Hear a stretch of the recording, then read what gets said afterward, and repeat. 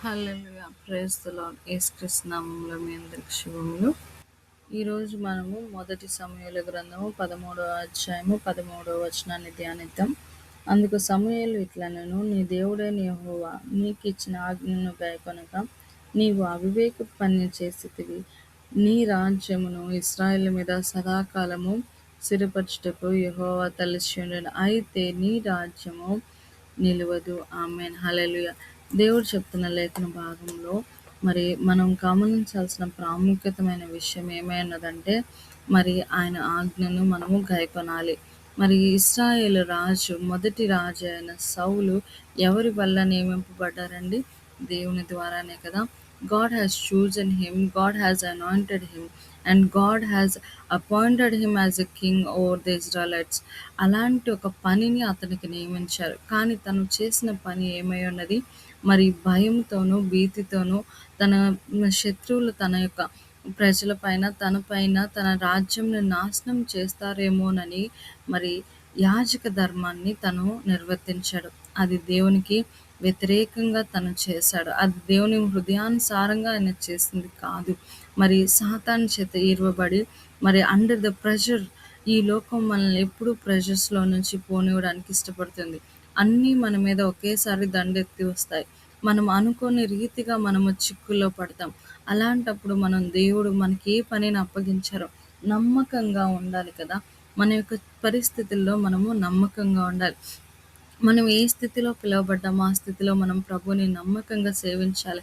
అయితే సౌలు తను ఎక్కడ చేయాల్సిన పనిని, తను యుద్ధంలోకి వెళ్ళాల్సిన పనిని తను చేయాలి. కానీ యుద్ధంకు వెళ్ళడానికి ముందు యాజకుడు బలి అర్పణను అర్పించాలి. అది యాజక ధర్మంగా ఉంది. మరి సంఖ్యాకాండంలో మనం చూస్తున్నాం. లేవీయులకు దేవుడు ఇచ్చినట్లుగా మరి 18వ అధ్యాయంలో అది యాజక ధర్మంగా వారికి పేర్కొనబడింది. లేవీయులు దానికి ఎన్నుకోబడ్డారు. అన్యులు దాన్ని ఏ సామాన్యుడు కూడా మరి పరిశుద్ధ స్థలంలో కానీ, అర్పణలో కానీ మరి ఆ యొక్క దినంలో ధర్మశాస్త్రపు దినాలలో అది నియమముగా ఉంది. ఆ నియమంని ఉల్లంఘించాడు.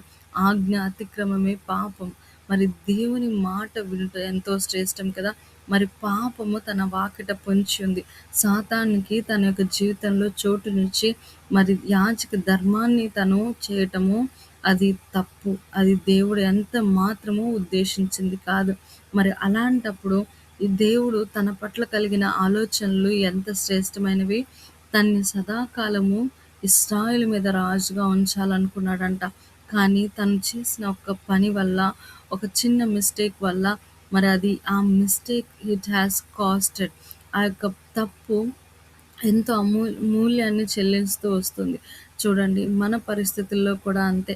మనము చాలా పరిస్థితుల్లో మనం ప్రభువుకి మనము జయం దయచేయలేం. ఎందుకంటే ఈ లోకం వైపు చూస్తాం. ఈ లోక శ్రమల్లో మనము ప్రభువుని విడిచిపెడతాము. మన సొంత ఆలోచనలు, మన సొంత స్వకీయ దురాలోచనల చేత మరుబడి ఈడ్చబడి మనం ఏమవుతామంటే మనం శోధించబడుతున్నాం. మనం ఆ పరిస్థితుల్లో మనము ఉంటున్నాం. ఎందుకు? మనం we are standing in the place of salt. ఆ రోజు సాల్ చేసిన పని ఏంటంటే యాజక ధర్మాన్ని చేయటం. తనకిచ్చిన పనిలో తను నమ్మకంగా ఉండకుండా ఇతరుల పనులు మనము చేసిన దేవుడు యాక్సెప్ట్ చేస్తారని అనుకోవటం అది తప్పు అండి. దేవుడు మనకిచ్చిన పనిలో మనం నమ్మకంగా ఉండాలి. బలా మంచి దాసుడా అని ఎలా అనిపించుకుంటామండి? ప్రభువు చెప్పినది చెప్పినట్టుగా చేస్తే, ఆజ్ఞను అతిక్రమించకుండా ఉంటే, ఆయన చెప్పిన మాటలు మనం వింటే మన జీవితాల్లో ఎంతో మేలైన కార్యము జరుగుతుంది. మరి చూడండి, బలులు అర్పించుట కంటే ఆజ్ఞను గైకొనుటయు, పొట్టేలును క్రొవ్వును అర్పించుట కంటే మాట వినుట శ్రేష్టము. దేవుని మాట ఎంతో శ్రేష్టమైనది. మరి ద్వితీయోపదేశ కాండము 28వ అధ్యాయంలో మనం చూస్తే కేవలము ఆయన మాట వినుట వల్ల మనకు ఆశీర్వాదములు మనతో ఉంటాయి. మరి సౌలుని దేవుడు ఆశీర్వదించి మరి అపాయింట్ చేసినా సరే తను పడిపోవటం జరిగింది. తను పడిపోవటము ఎలా జరిగిందంటే, తన శాశ్వత కాలం ఉండాల్సిన వాడు మరి దావీదుని దేవుడు హృదయానుసారుడిగా చూసినట్లు మనం చూస్తున్నాం. ఎంత దౌర్భాగ్యమైన స్థితిలో ఉన్నాడు సౌలు. కానీ దేవుడు దావీదుని ఎన్నుకున్నప్పుడు దేవుడు దావీదు యొక్క హృదయం చూసి తన హృదయంలో ప్రభువుకి మొదటి స్థానాన్ని, ఎటువంటి ప్రెషర్స్ ఉన్నా కానీ ప్రభువుని మొదటి పెట్టేవాడిగా మరి దావీదు ఉన్నాడు. మరి చూడండి, మొదటి సమూయేలు గ్రంథం 13వ అధ్యాయం 14వ వచనంలో, యెహోవా తన చిత్తానుసారమైన మనస్సు గల యొక్కడిని కనుగొని ఉన్నాడు. నీకు ఆజ్ఞాపించింది నీవు గైకొనకపోతివి గనుక యెహోవా తన జనుల మీద అతన్ని అధిపతిగా నియమించడు. చూడండి, మనము ప్రభు మాట వింటే మనం ఉంచిన స్థానంలో ప్రభు మనల్ని ఆశీర్వదిస్తూ, దీవిస్తూ మనల్ని అభివృద్ధి పరుస్తాడు. మనము మన యొక్క స్వకీయమైన ఆలోచనలు కానీ మనం చేసిన యెడల ఖచ్చితంగా ప్రభువు మన యొక్క స్థితిని తొలగిస్తూ వస్తున్నట్టుగా దావీదు మన ప్లేస్‌లో రీప్లేస్‌మెంట్‌గా ఉన్నట్టుగా కనిపిస్తుంది. అలా మనం ఎప్పుడూ ఉండకూడదు. ప్రభువు పిలిచినవాడు నమ్మకస్తుడు కనుక మనం జ్ఞాపకం చేసుకోవాలి. ఖచ్చితంగా ప్రభు మాటను, ఆజ్ఞను మనం పాటించాలి. అది మనకే క్షేమమై ఉన్నది. సౌలుని జ్ఞాపకం చేసుకొని సౌలు నుంచి నేర్చుకోవాల్సింది మనము ఆజ్ఞను అతిక్రమించకపోవటం.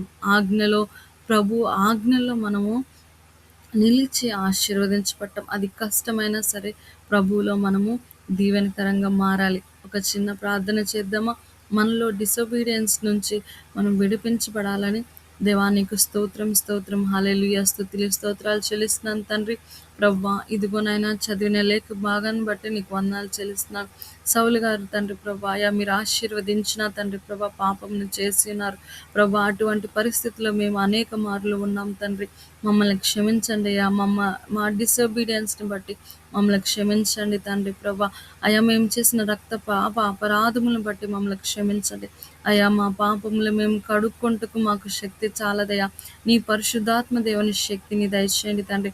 నీ ఆత్మను మాలో ఉంచండి తండ్రి. అయా నీ యొక్క సన్నిధిని మాలో ఉంచండి ప్రభా. అయా నీ కృపను దయచేయండి అయా. పాపులం తండ్రి ప్రభా, నన్ను మమ్మల్ని క్షమించండి తండ్రి.